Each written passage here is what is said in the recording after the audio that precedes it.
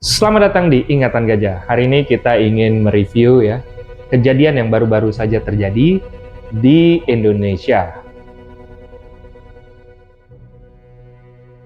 Nah, salah satunya adalah cerita dari Wakil Presiden Bapak Gibran Rakabuming yang pada rapat koordinasi tanggal 11 Oktober menceritakan bahwa dia menulis surat kepada Bapak Menteri Pendidikan sebelumnya, di era sebelumnya, dan tidak dibalas.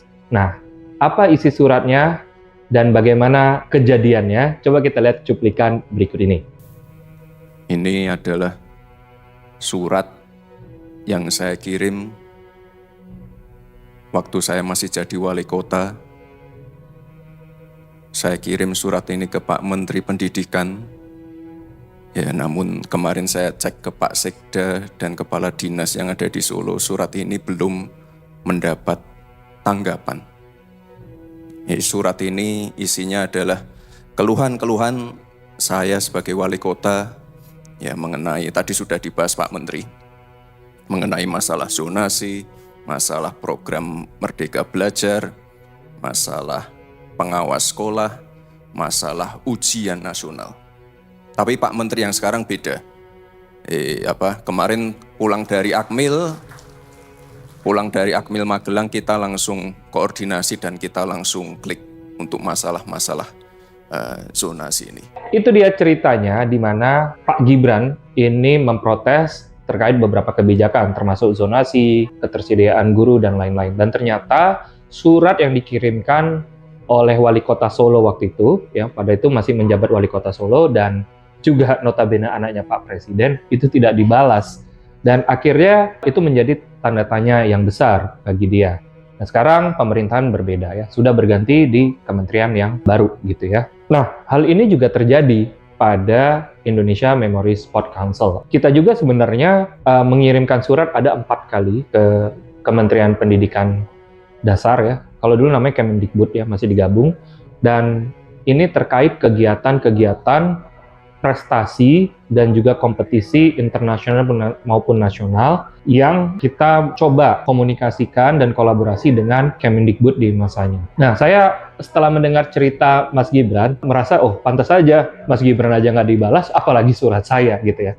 Tapi sedikit flashback, ceritanya Memory Sport Indonesia ini udah 10 tahun mengikuti berbagai kompetisi internasional, lebih dari 24 kompetisi internasional, lebih dari 11 negara, dan kita tidak pernah meminta uangnya pemerintah, khususnya Kemdikbud RI. Jadi, sedikit flashback, tahun ini kita mengadakan Mind Sport Competition 2024. Dan ajang ini merupakan rangkaian ajang yang terlaksana di dalam negeri maupun di luar negeri. Rangkaian acaranya apa saja? Ada yang namanya Memory Marathon, Indonesia Friendly Memory Championship, ada Indonesian Open Memory Championship, ya, ada Asia Open Memory Championship, ada Critical Thinking Championship, ada Brain Kit Challenge, dan lainnya. Keseluruhan kompetisi ini diikuti oleh pelajar-pelajar Indonesia tanpa biaya bantuan dari pemerintah. Dan kita nggak ada masalah. Yang kita inginkan adalah dukungan secara moral dan juga bagaimana anak-anak ini prestasinya diakui. Jadi, singkat cerita, kita mengirimkan surat pada bulan Maret. Kita infokan kepada Kemdikbud bahwa kita memiliki event Mind Sport Competitions. Dan kembali, suratnya ada di disposisi, tapi tidak ada satupun tanggapan lanjutan. Lalu kita mengirimkan surat lagi di bulan Juni. Kita sampaikan kita akan mengadakan salah satu event Memory Sport, ya, daya ingat di UI. Waktu itu kita adakan kegiatan di UI, dan kembali tidak ada tanggapan, tidak masalah.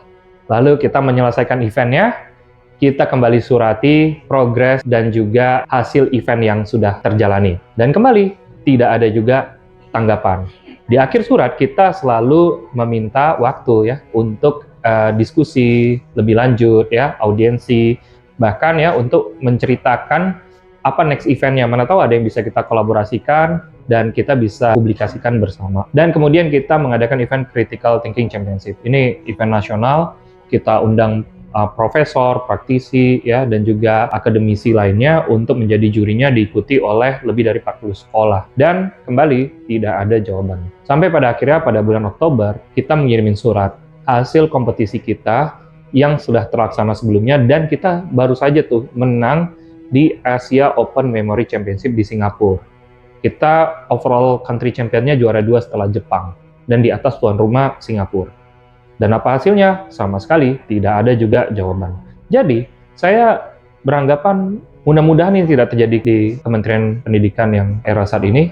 Saya beranggapan bahwa yang sebelumnya ini sepertinya ini masyarakat kalau memberikan pengaduan itu nggak terlalu diperhatikan. Mungkin beberapa programnya juga bagus ya.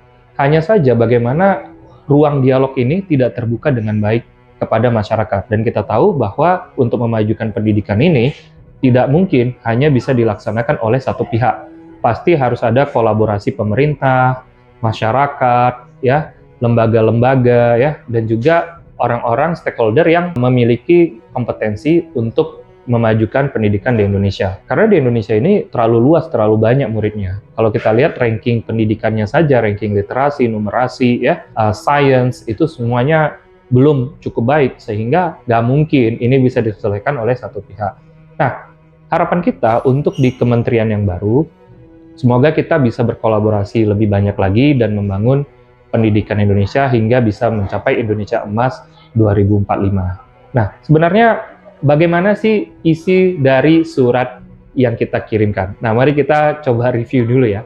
Surat yang pertama. Surat pertama yang dikirimkan bulan Maret, kita meminta sebenarnya audiensi. Dan pada kesempatan audiensi ini yang kita harapkan sebenarnya adalah saling mengetahui dan dukungan moral, serta bagaimana anak-anak ini nanti kalau berprestasi, prestasinya diakui. Karena juga dijalankan lewat kompetisi yang fair, yang bagus, ada lembaga internasional yang menggawangi.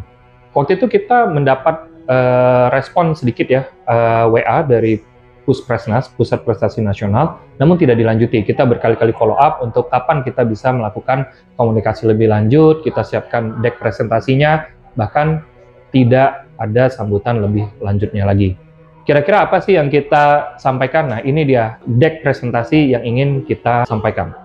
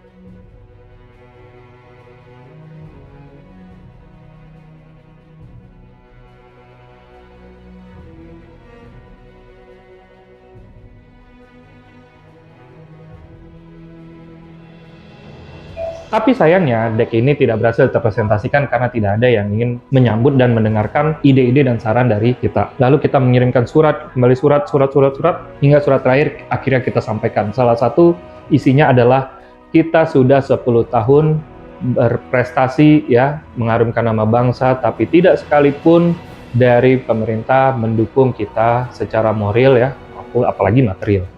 Dan ini yang harapan kita, bagaimana anak-anak ini yang sudah diliput di berbagai media, walaupun tidak seviral kasus-kasus yang lain, karena jarang sekali berita prestasi itu viral, kecuali dibumbui oleh sensasi-sensasi yang notabene kadang tidak cukup penting gitu ya. Ini dia yang kita sampaikan di surat terakhir, bahwa kita memprotes tidak adanya dukungan selama 10 tahun terakhir. Nah, sebenarnya apa sih manfaatnya Memory Sport ini? Kenapa perlu didukung oleh pemerintah dan juga pihak-pihak lainnya? Jadi, pertama, kalau teman-teman, Bapak dan Ibu pernah dengar cognitive science, ya, dan ini cukup dipopulerkan baru-baru ini oleh Wakil Menteri Pendidikan Tinggi ya, Prof. Stella, dia belajar cognitive science. Nah, Memory Sport ini adalah bagian salah satu dari cognitive science, di mana mempelajari cara memasukkan informasi ya kepada salah satunya manusia. Dan di sini diasah di Memory Sport. Kita mengajari gimana cara kreatifnya, ya, bagaimana cara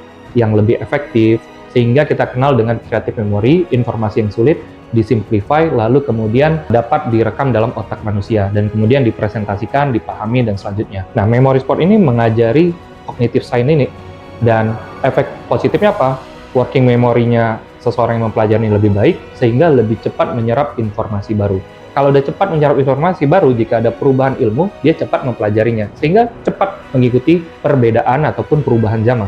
Nah, ini yang kita inginkan dari bangsa Indonesia, cepat dalam menyerap informasi dan memahaminya, serta mengaplikasikannya bagaimana ini bisa membangun bangsa ini lebih baik lagi ke depannya. Itu dia cerita kita seputar surat-surat kita ya, yang dikirimin, dan kita sudah menjalanin semua sesuai dengan prosedur yang berlaku. Kita selalu berkomunikasi via surat dan juga melalui komunikasi yang lainnya, di mana itu ada salah satu bentuk bagaimana berkomunikasi yang baik dengan pemerintah. Mudah-mudahan di pemerintahan baru ini kita lebih banyak bisa berkolaborasi, bisa saling membangun satu sama lain, dan bisa sama-sama memajukan pendidikan Indonesia.